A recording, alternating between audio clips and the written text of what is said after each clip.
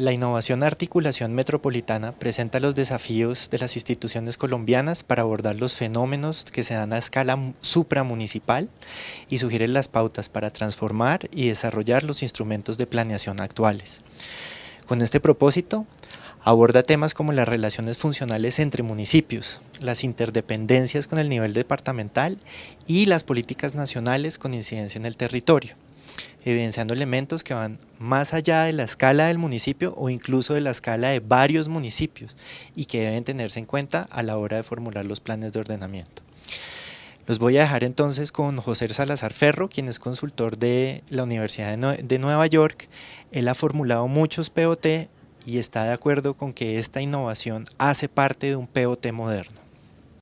Hola, soy José Salazar, consultor de la Universidad de Nueva York para el programa POTS Modernos que desarrolla el Departamento Nacional de Planeación. Les voy a hablar de lo que hemos denominado los vínculos metropolitanos urbanos-rurales, que es una de las innovaciones que se vienen trabajando para la formulación de los POTS.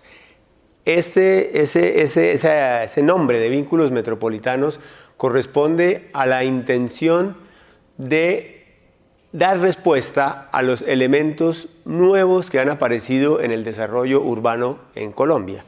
Es decir, que las ciudades han venido creciendo y se han venido desarrollando de una manera un poco diferente a como lo habían hecho antes, con elementos que los POTS no han podido hasta ahora o no han incorporado hasta ahora.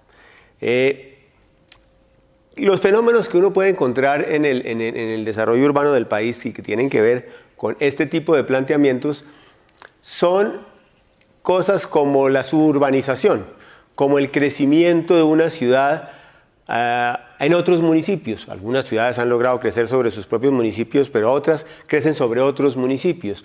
Esos crecimientos son crecimientos de diferente índole, pueden ser industriales, pueden ser de vivienda, pueden ser comerciales, pueden ser de servicios, por ejemplo colegios, por ejemplo clubes, campestres, etcétera. Toda una serie de procesos que han hecho que el POT, que solamente se hace para un municipio, no pueda dar respuesta a esos fenómenos porque están en otros municipios o tienen unas dimensiones tan grandes que se vuelven tremendamente complejos. Entonces esos fenómenos como por ejemplo la suburbanización o que puede llegar a volverse hasta conurbación entre varias ciudades, por ejemplo lo que sucede, no sé, entre Bogotá y Soacha o entre Barranquilla y Soledad o entre Medellín y los municipios que lo rodean, Envigado o Itagüí, o entre Cali y Jumbo, es decir, entre muchísimas ciudades del país en que se han venido desarrollando y se han venido conurbando, pues son fenómenos a los cuales no puede dar respuesta un plan que solamente se hace para un municipio y que se piensa solamente para ese municipio. Entonces es necesario que el plan se piense como en el territorio que realmente están sucediendo las cosas. Y ese territorio, en lo fundamental, es un territorio que va más allá de los límites municipales. Es un territorio que toma, por ejemplo, como decíamos, 2 o 3 municipios que están alrededor de una ciudad, o 2 municipios que están trabajando conjuntamente o que tienen problemas conjuntos muy parecidos. Por ejemplo, municipios como Duitama o Tunja o cualquiera de estos municipios de Duitama y Sogamoso, que tienen, digamos, problemas en común y que requieren soluciones precisamente a ese tipo de problemas. Frente a esa realidad, es decir, frente a una nueva realidad urbana, frente a nuevos fenómenos como la suburbanización, como la conurbación, como la generación de esas especies de corredores que se crean al lado de las vías de comunicación entre un municipio y otro, por donde pasa el transporte, y al lado se crean comercios, restaurantes, servicios y viviendas e industrias y todo tipo de cosas, pues hay necesidad de complementar lo que hasta ahora ha hecho los planes de ordenamiento, o sea, lo que es el ordenamiento del territorio, con unas nuevas dimensiones y unos nuevos problemas que es necesario abordar para poder dar respuesta a esos nuevos fenómenos. ¿Qué es lo que ha pasado hasta ahora? Lo que ha pasado hasta ahora es que el POT, pues como se ha restringido al propio municipio, pues simplemente no ha abordado ese tipo de problemas. Y entonces ustedes ven casos de las grandes ciudades en que la gran mayoría de la urbanización se está dando en el municipio vecino y entonces pues el POT no puede decir absolutamente nada de eso. Lo que ha pasado también es que, como en otros países, digamos, en otros niveles, como el nivel regional, el nivel departamental o el nivel nacional, deberían haber creado algún tipo de reglas o algún tipo de pautas para poder llevar a cabo ese ordenamiento, pero que en el caso colombiano no se han creado. La planeación a nivel nacional todavía está incompleta, se ha hecho solamente una planeación, digamos, muy sectorial, hay algo de planeación ambiental, pero como ustedes han oído permanentemente, los páramos, por ejemplo, no están totalmente delimitados, las zonas mineras siempre tienen conflictos de límites, etcétera. Y entonces la planeación ambiental pues no está completa, la planeación de las carreteras pues se hace y se ha hecho y ahora ha mejorado muchísimo, pero todavía entra en conflicto, bien sea con las zonas ambientales, bien sea con las zonas urbanas, bien sea con otro tipo de cosas, con otro tipo de territorios que tienen, digamos, zonas de protección o zonas ambientalmente frágiles, o simplemente zonas por las cuales no es conveniente que pase una carretera, por ejemplo, importante nacional. Entonces, mientras no existan ese tipo de planteamientos, mientras no existan esos planes, la planeación ambiental completa, la planeación regional completa y algo que parece ser fundamental, que no hemos abordado todavía en el país, que es la planeación de las áreas rurales, que todavía no se ha hecho completamente y que se ha hecho apenas a trazos, es decir, si hay algunas cosas que se han hecho, hay políticas para determinadas zonas agrícolas, hay políticas para determinado tipo de cultivos, pero no hay realmente un planeamiento, digamos, completo de lo que deben ser las zonas rurales. Entonces, lo que los POTS tienen que buscar en este momento es cómo acercarse a un ordenamiento del territorio que les exige ir más allá de los límites municipales, que requiere ir más allá de los temas, digamos, que siempre han tratado y que evidentemente, aunque no estén en la ley, son un pan de cada día de los diferentes municipios y ciudades del país. Entonces, en ese sentido, lo que nosotros hemos visto es que no solamente se trata de cambiar, no se trata de cambiar un POT por otro POT, no se trata de que ahora el POT va a ser distinto, no, se trata de crearle unas bases al POT, unas bases más serias, unas bases más completas que le permita dar solución, por ejemplo, a este nuevo tipo de fenómenos urbanos, a las relaciones entre las diferentes ciudades, a las relaciones entre un municipio y otro, a las relaciones entre una ciudad que crece y un municipio al lado que se ha vuelto un municipio industrial, como por ejemplo Yumbo, como por ejemplo Tocancipá, o un municipio que se ha vuelto un municipio de vivienda, como puede ser Chía o como puede ser Jamundí en Cali. Es decir, muchísimas situaciones que están sucediendo y en las cuales es necesario que se trabaje conjuntamente entre más de una unidad territorial, entre más de un municipio, para poder abordar ese tipo de problemas. En ese sentido, lo que realmente parece determinante o parece como un tema absolutamente sustancial a esto es un tema institucional. O sea, los problemas de alguna manera los hemos identificado, pues seguramente habrá que trabajarlos con mucho más detalle en cada una de las ciudades. Los problemas tenemos más o menos el estudio para el sistema de ciudades, indicó una serie de fenómenos en todo el país, pero en todos hemos llegado al acuerdo que el tema institucional es un tema fundamental, porque lo que se trata es precisamente de que los municipios no tomen todas sus decisiones de cómo ordenar el territorio, que es, digamos, la facultad que les da la ley, pero cómo ordenar el territorio sin pensar que ese municipio es vecino con el otro municipio y que, por ejemplo, un municipio y otro municipio pues pueden compartir, por ejemplo, las fuentes de agua o pueden compartir los sitios donde se manejan los residuos sólidos o pueden compartir y deben compartir un sistema de transporte intermunicipal que les permita conectarse de una manera más adecuada entre sí y con los grandes centros de producción o con los grandes centros de exportación de productos. Entonces, todos esos fenómenos es necesario mirarlos previamente y es necesario entonces que la institucionalidad de cada municipio pues sea mucho más flexible y tenga la posibilidad de entrar en contacto con otras instancias, bien sea otros municipios, bien sea el departamento, bien sea directamente la nación y los diferentes programas que tiene la nación. Es ahí, en ese punto, donde se vuelve, digamos, fundamental que previamente o que paralelamente al desarrollo del POT se haga un desarrollo de los diferentes espacios de concertación entre los diferentes municipios, entre las instancias para llegar a un acuerdo completo. Para hacer todas incorporar esas nuevas dimensiones en el POT, para poder abordar ese nuevo tipo de problemas, pues tenemos algunos avances que nosotros le queremos proponer a ustedes como bases o como elementos que sean interesantes y que sean unos elementos concretos para poder avanzar en los POTS. La primera forma como uno puede abordar el problema, llamémoslo supramunicipal, es decir, que va más allá del municipio, es la definición de lo que se pueden denominar territorios funcionales. Es decir, cuál es de verdad el territorio que yo debo planificar, más allá de que haya un límite político-administrativo. Entonces, internacionalmente se han trabajado una serie de cosas, una serie de indicadores que le permiten a uno saber cuál es ese territorio. El primer elemento de esos indicadores es lo que se llama la conmutación, una palabra un poco complicada, pero que quiere decir básicamente cuántas personas de un municipio, la fuerza de trabajo de un municipio, es decir, de la población económicamente activa de ese municipio, se trasladan diariamente a otro municipio para trabajar. Y entonces vamos a entender que esa persona, esos trabajadores, pues viven en un municipio y trabajan en otro. Por lo tanto, hay que mirar las dos cosas para saber cómo planeo yo el transporte entre la vivienda y los sitios de empleo y cómo hago para que esos sitios de empleo tengan las condiciones y las características adecuadas para poder, digamos, funcionar bien. Lo mismo que las zonas de vivienda tengan todas las características y los equipamientos necesarios para que las familias tengan una vida adecuada. Los parques, los colegios, los centros de salud, todos los demás equipamientos que una familia necesita.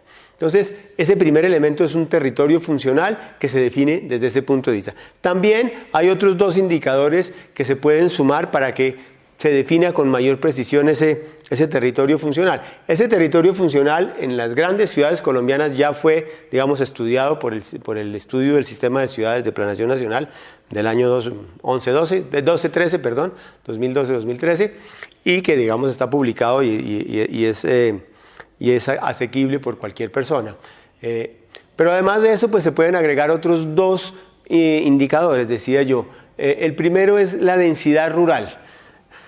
La densidad en las zonas que rodean las grandes ciudades o las ciudades. ¿Por qué? Porque en las zonas que rodean las grandes ciudades en las zonas rurales que rodean las grandes ciudades, suceden una cantidad de fenómenos que hacen que ya no sean zonas rurales tradicionales.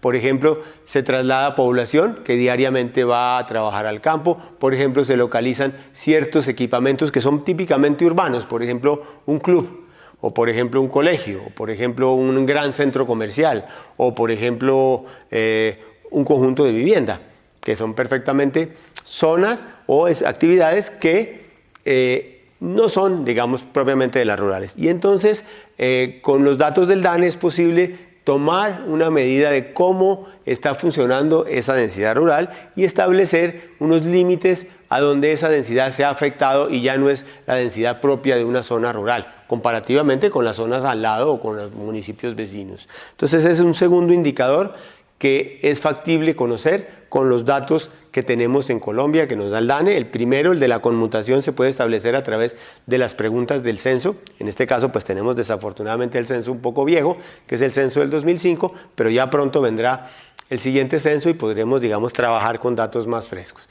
Y el tercer indicador que se ha trabajado es lo que se llama el mercado laboral, es decir,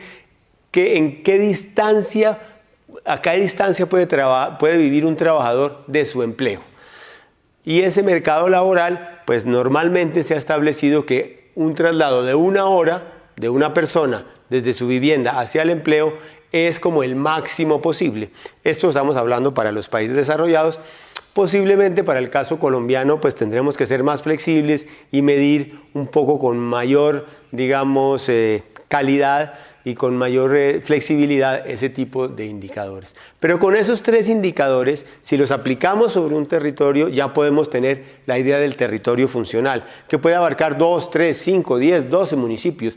No sé, nosotros medimos en el caso de una ciudad como Barranquilla, algo como 14 municipios. En el caso de una ciudad como Bogotá, como 23 municipios. Pero bueno, digamos que se podrá hacer esa medición, se podrá definir, y entonces tendré un primer universo sobre el cual yo voy a empezar a trabajar y sobre el cual voy a empezar a decir, hay que buscar unas pautas de ordenamiento entre todos los municipios para que esas pautas de ordenamiento se trasladen a cada uno de los POTs municipales que van a ser, digamos, formulados y adoptados. Entonces lo que se trata es de encontrar unas pautas. ¿Qué pautas es los que hay que encontrar allí? Pues diferentes tipos de pautas, pero por ejemplo, una primera, hagamos un sistema vial regional. Hagamos un sistema vial que le permita a todas las partes de esa aglomeración, llamemos de ese territorio funcional, pues ir y moverse adecuadamente donde se producen digamos mercancías, se producen productos agrícolas y se puedan llevar a los mercados, donde la gente vive para acá y va a ir a trabajar hacia allá, donde los niños que están viviendo acá van a estudiar acá, etcétera. Entonces vamos a hacer un esquema regional en el cual ya no se trata solamente de tener vías municipales y vías nacionales, sino unas vías de escala intermedia que me permitan hacer los diferentes movimientos y los diferentes, digamos, relaciones que se establecen entre un elemento y otro de esa aglomeración. Tendremos que tener también una aproximación a cómo manejamos los servicios públicos.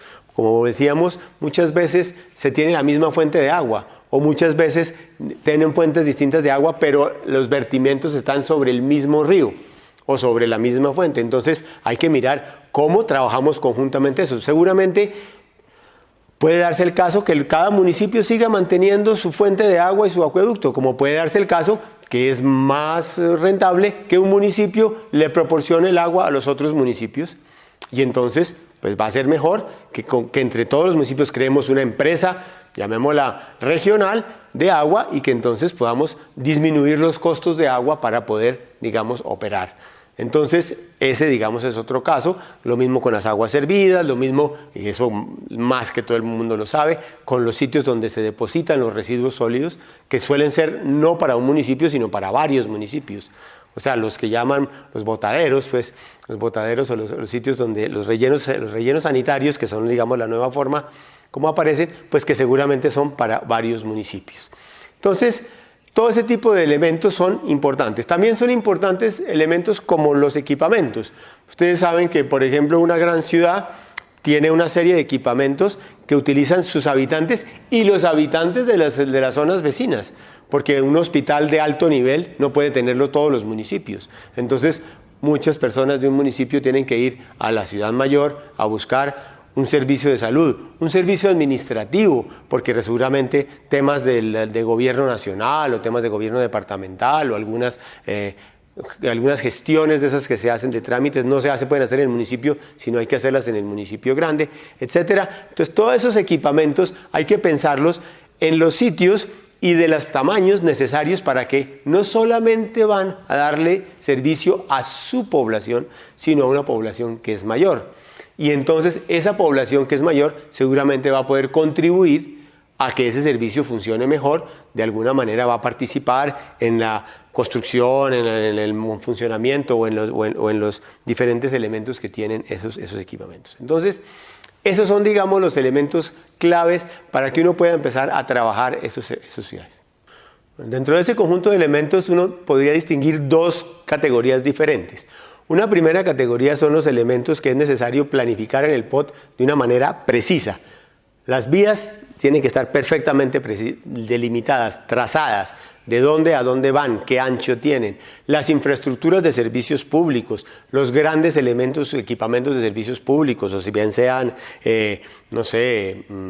por ejemplo, represas o cualquier cosa de este tipo, pues es necesario definirlas con precisión y tenerlas como elementos que afectan el territorio y que es necesario tener allí. Hay otros elementos que pueden variar un poco más, por ejemplo, la localización de la vivienda. Uno puede decir que la vivienda puede localizarse en estas áreas o en estas otras y que para tal puede estar muy bien. Puede digamos, pues no necesariamente tiene que ser este sitio exactamente, sino que pueden ser unos sitios alternativos. Lo mismo pasa con el comercio y de alguna manera con algunos de los equipamientos. Entonces el plan regional o la organización regional tendrá que definir cuáles elementos son fijos, infraestructuras, y redes, y cuáles elementos son un poco más variables y es posible, digamos que orientarlos a través de una serie de normas relativamente flexibles. Todo esto, como dije al comienzo, pues tiene que ver con algo que es fundamental, que es lo institucional. Es decir, cómo logramos que un municipio trabaje con otro municipio en un país en el cual la autonomía municipal se ha vuelto casi un dogma. Es decir, la autonomía municipal es una cosa fundamental dentro de la Constitución, es algo fundamental para todos los actores y todos quieren, digamos, ejercerla. Y en este caso lo que le estamos diciendo es, hay que ejercerla, pero para el bien del propio municipio tiene que mirar y tiene que trabajar asociadamente con otros. Entonces, tenemos que trabajar ese elemento institucional. De hecho, la ley y la Constitución, la ley orgánica, la nueva ley orgánica de ordenamiento territorial, trajo y adoptó una serie de mecanismos para trabajar asociadamente. Las regiones de planificación y gestión, las regiones de administración de planeación, las asociaciones de municipios que ya existían pero que ahora tienen nueva vida, y otra serie de instrumentos que en la ley están, que le permiten a un municipio trabajar conjuntamente con otro, o a un municipio o a un departamento con otro departamento, si fuera el caso. Entonces, son una cantidad de instrumentos que no se han utilizado adecuadamente porque aquí seguimos con la idea de que el trabajo individual es el importante y que el trabajo colectivo no es importante. Yo creo que lo que este trabajo ha dejado y que les va a mostrar, digamos, en el documento van a encontrar ustedes todos los diferentes instrumentos que se tienen para trabajar y todas las diferentes figuras administrativas que se han mirado, los diferentes ejemplos que se han mirado en diferentes partes del mundo. Lo que nosotros queremos invitarlos a trabajar es a que miren esas posibilidades, a que se den cuenta que trabajar conjuntamente no es perder autonomía, sino es ganar en desarrollo, y al ganar en desarrollo se gana a su vez en autonomía. Entonces, ese trabajo conjunto debe ser un trabajo fundamental.